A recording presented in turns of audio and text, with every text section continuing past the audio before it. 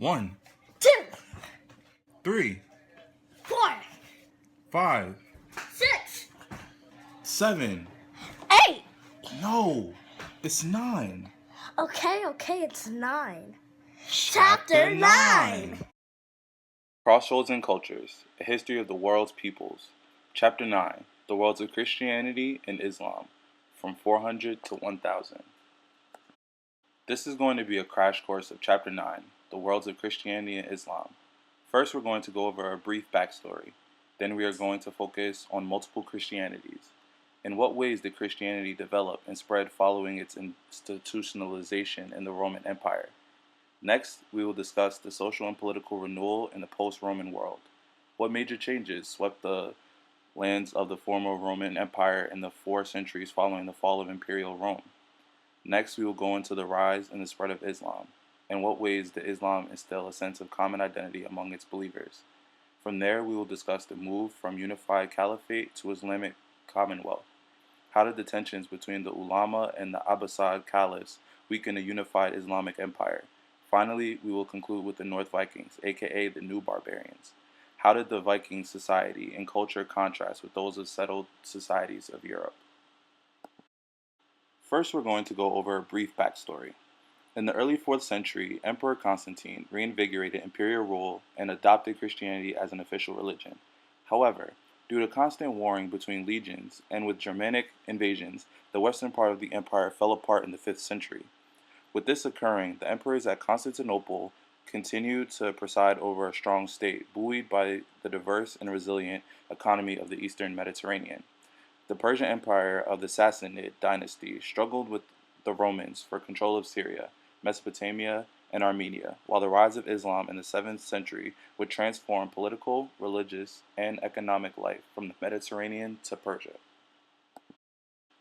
After Constantine declared Christianity the official religion in 312, Christian leaders were under the impression that their faith and their religion would displace the classical Mediterranean regions. However, this constant spread also splintered the movement because Christian communities did not readily yield to any universal authority in matters of doctrine and faith. This movement was fiercely independent and honed by both persecution and hostility. There was strong resistance when the Byzantine emperors tried to impose their will on the Christian leadership, and this led to increased divisions within the church itself. In the Eastern Mediterranean, the state treated the Christian church and clergy as a branch of the imperial administration, but still tried to preserve their independence from the emperor's direct control. They did this by electing their bishops who exercised sovereign rule over religious affairs within their jurisdiction. Later on, in Constantinople, was designated patriarch, or the supreme leader of the church, by a council of bishops. However, Alexandrian and Antioch bishops retained authority and influence equal to that of the patriarch. Though the Byzantine emperors wanted to use the Christian church as a way to expand and reinforce their power, church leaders contested this agenda throughout the empire. With the ascetic movement basically in Syria and Egypt, the rural inhabitants embraced a more austere form of Christian piety. They sought spiritual refuge in the sparsely inhabited deserts, where they devoted themselves to an ascetic life of rigorous physical discipline and contemplation of the divine. The divisions went past that of style and presentation to disagreements over the basic Christian beliefs. Nestorius claimed that Jesus had 2 natures, one human and one divine. Meanwhile, special bishops denounced these views as heresy and formally declared Mary as Mother of God. This outraged Cyril, who insisted on the monophysite doctrine that Jesus had a single divine nature. The Chalcedon Council tried to heal the split by saying Jesus was fully divine and fully human. Armenia nurtured its own distinctive Christian tradition. It advanced slowly in Armenia following the conversion of its king in the early 4th century, but after it was partitioned and occupied, resistance to foreign rule hardened around this kernel of Christian faith. Then, with the invention of the Armenian alphabet, a distinctive Armenian literary heritage of Christian teachings was born. By the 1st century CE, Axum was a thriving metropolis connected to the Mediterranean trade network through the Red Sea port of Agilis. It was the chief marketplace for exotic African goods and showed multinational character of the merchant and official classes. This led to the creation of a powerful monarchy. Axum recognized Christianity as their official state religion, but there was intolerance. Once trade was interrupted and shifted from the Red Sea to Syria, they lost their commercial wealth, and this led to their decline. As for Ethiopia, they endured as a Christian stronghold down to modern times. Isolated as it was, the Ethiopian church developed its own distinctive Christian traditions.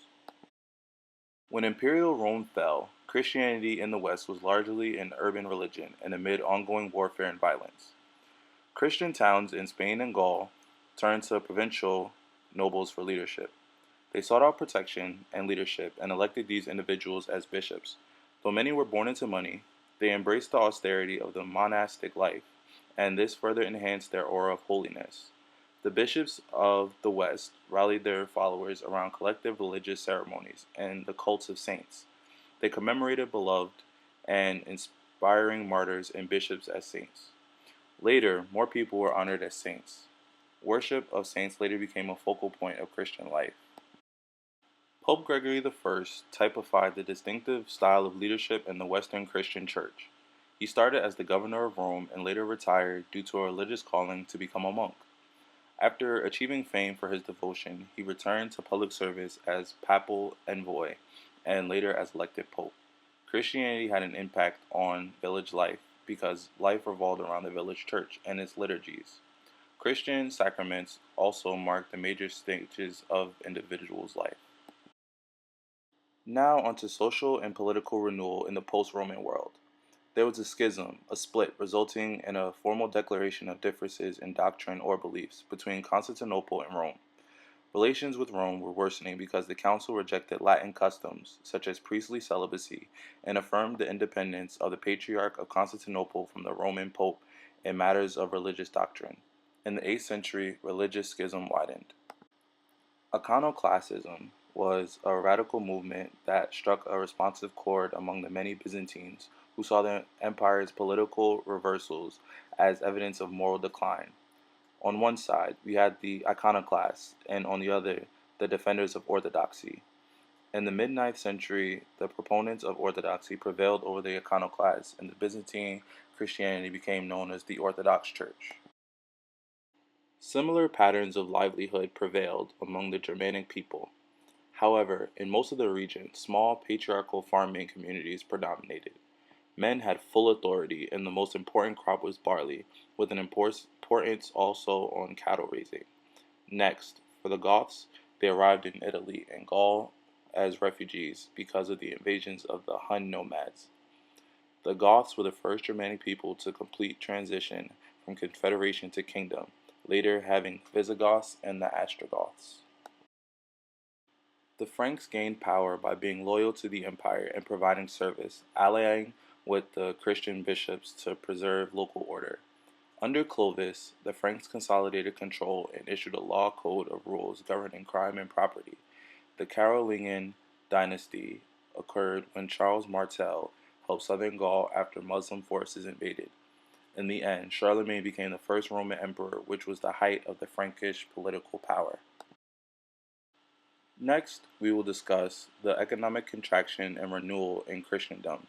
As the manner was widely adopted, urban centers lost their influence. There was a decline of both towns and commerce as the circulation of money slowed, hitting aristocrats the hardest and aiding in the numbers and importance of the land-owning peasants.